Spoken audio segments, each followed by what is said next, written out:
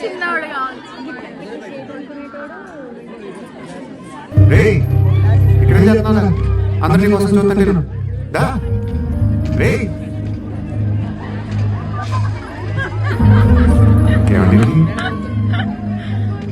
ఈ టైంలో ఎలా ఉంటావు బాబు? ఎలా ఉండాలి? ఎలా ఉండాలి? ఎలా ఉంటావు? అదే ఎలా ఉండాలి? నీకు ఇష్టం లేక పెట్టి జరుగుతుంది కోపం. ఎవరి మీద కోపం రాదు? అమ్మ మీద, నాన్న మీద, లేదా నా మీద?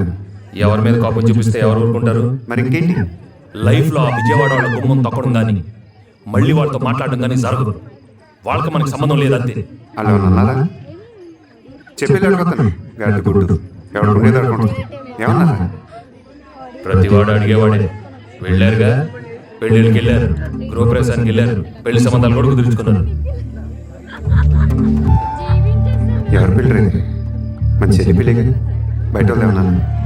నాకు తెలీదా? నాకు ఆలోచన లేదా? ప్రతి అడ్డమైన వాడికి తలంచడం నా వల్ల కాదు. నేను ఇలానే ఉంటాను, నేను నాలానే ఉంటాను. మరి అదే చెప్తుంటా. ఇలా ఉందంటే కుదరదురా లైఫ్ ఇది. ఇలానే ఉంటాడు, ఇలానే ఉంటాడు. కుదరపోతే పోతాం అంతే. ప్రతి వాడు లైఫ్ గురించి మాట్లాడు. పోతాం. ఆ పోతానంటే చూస్తూ ఊరుకుంటారు. మరి అవునేమో పోతారు. భగవంతుడు మనలంటూ భూమి మీద ఉంచితే గాడి గుడ్డు జీవితాంతం ఇలానే పక్క పక్కన ఉంటాం.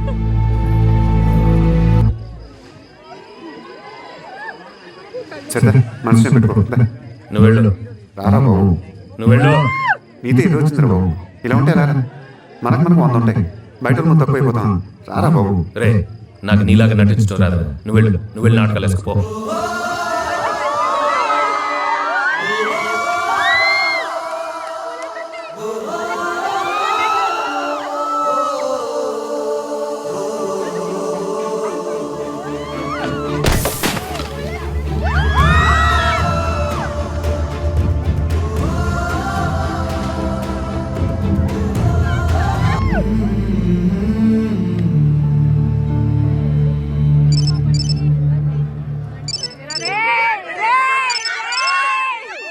ఎరా రే, ఎరా రే రే,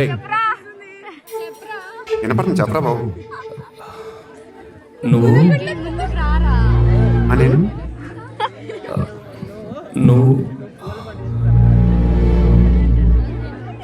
నువ్వు పోల్పండి ఎందుకన్నారా? ఎందుకు తన్నారా పోల్పండి?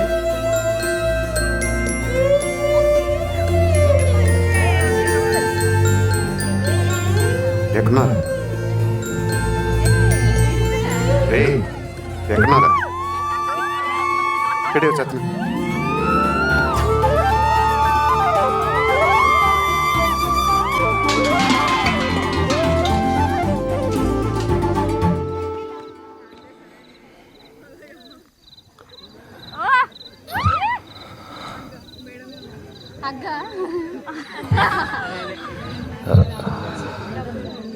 ఎరబోంచి సార్ చేయలేదు.